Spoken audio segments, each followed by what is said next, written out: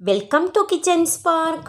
இன்றைக்கி நம்ம சேனலில் என்ன பார்க்க போகிறோன்னு கேட்டிங்கன்னா, நாம் இன்றைக்கி கோதுமை மாவு தக்காளி தோசை செய்யலாங்க.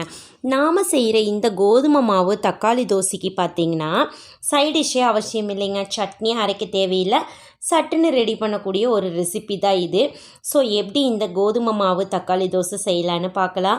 அதுக்கு முன்னாடி இன்னும் நீங்கள் நம்ம சேனலை சப்ஸ்கிரைப் பண்ணாமல் இருந்தீங்கன்னா சப்ஸ்கிரைப் பண்ணிடுங்க. அப்படியே பக்கத்தில் இருக்கிற பெல் ஐக்கானை கிளிக் பண்ணிடுங்க. அப்போ தான் நம்ம போடுற வீடியோஸ் எல்லாமே உங்களுக்கு உடனே நோட்டிஃபிகேஷனில் வரும்.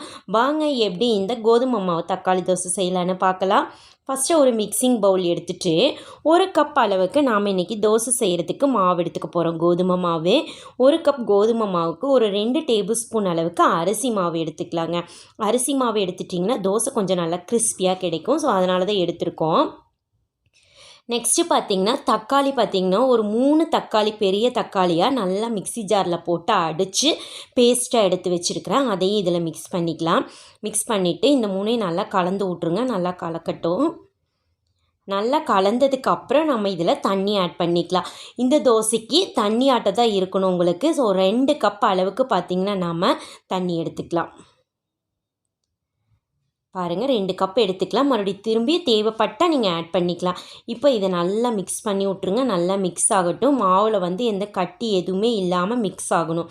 அதனால் நல்லா மிக்ஸ் பண்ணி விட்டுக்கலாம். பாருங்கள் கட்டி இல்லாமல் நல்லா மாவை மிக்ஸ் பண்ணியாச்சு.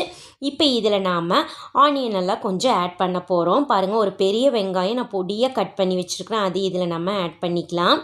நெக்ஸ்ட்டு பார்த்திங்கன்னா ஒரு கொத்து கருகாப்பிலை இலை, அதுவும் பொடியாக கட் பண்ணியிருக்கோம். நெக்ஸ்ட்டு ஒரு கொத்து பார்த்திங்கன்னா கொத்தமல்லி இலை, அதுவும் பொடியாக தான் கட் பண்ணியிருக்கிறோம். அப்புறம் பார்த்திங்கன்னா நம்ம ஒரே ஒரு பச்சை மிளகாய், காரத்துக்கு ஏற்ப ஒரு பச்சை மிளகாய் மட்டும் ஆட் பண்ணியிருக்கிறேன். 1 டீஸ்பூன் அளவுக்கு சீரகத்தூளும் ஒரு 1/2 டீஸ்பூன் அளவுக்கு பார்த்திங்கன்னா மிளகுத்தூளுங்க, அதாவது பெப்பர் பொடி.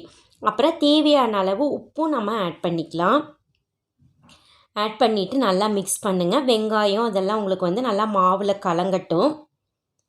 பாருங்கள் மாவு இந்த மாதிரி தண்ணி மாதிரி இருக்கணும் தோசைக்கு. இப்போ மாவு ரெடி ஆயிடுச்சு. நெக்ஸ்ட்டு தோசை சுட்டுக்கலாம். பாருங்கள் நான் ஒரு தோசைக்கல் வச்சுருக்கிறேன். அதில் லைட்டாக காட்டனில் எண்ணெயில் டிப் பண்ணி தொடச்சிட்டேன். இப்போ நாம் தோசை ஊற்றிக்கலாங்க. நல்ல பெரிய கரண்டியாக எடுத்துக்கோங்க தோசை ஊற்றுறதுக்கு. இல்லைன்னா ஒரு டம்ளர் மாதிரி கூட நீங்கள் எடுத்துக்கலாம். பாருங்கள் இந்த மாதிரி ஒரே ஸ்ட்ரோக்கில் ஊற்றிடணும். அப்போ தான் பார்த்திங்கன்னா உங்களுக்கு ஹோல்ஸாக நம்மளுக்கு தோசை கிடைக்கும். மேலே ஊற்றினீங்கன்னா அந்த ஹோல்ஸ் அடைச்சிரும். ஸோ அதனால் இந்த மாதிரி பரவலாக ஊற்றிக்கணும். ஊற்றிட்டு கொஞ்சம் மேலே ஆயிலும் போட்டுட்டு இது மூடி வச்சிட்டிங்கன்னா மேலேயும் உங்களுக்கு வெந்து வந்துடும். சீக்கிரமாகவே வெந்துடும். ஸோ மூடி வச்சுட்டு ஒரு 5 நிமிஷம் வேகட்டுங்க. பாருங்கள் மூடி வச்சாச்சு. ஒரு 5 நிமிஷம் ஆயிடுச்சு. பாருங்கள் தோசை பார்த்தாவே தெரியுதா உங்களுக்கு, சைட்லலாம் நல்லா கிறிஸ்பியாக இருக்குது. ஸோ இப்போ நம்மளுக்கு தோசை ரெடி ஆயிடுச்சு. இப்போ நம்ம எடுத்துக்கலாம். கொஞ்சம் மெதுவாக தான் எடுக்கணும். ஏன்னு கேட்டிங்கன்னா தோசை ரொம்ப மெலிசாக ஊற்றிருக்கிறோம். ஸோ அதனால் உங்களுக்கு தோசை பிஞ்சிரும். நீங்கள் ரொம்ப சீக்கிரமாக எடுத்திங்கன்னா பாருங்கள் இந்த மாதிரி மெதுவாக எடுத்திங்கன்னா தோசை அழகாக வந்துடும் உங்களுக்கு கோதுமை தோசை.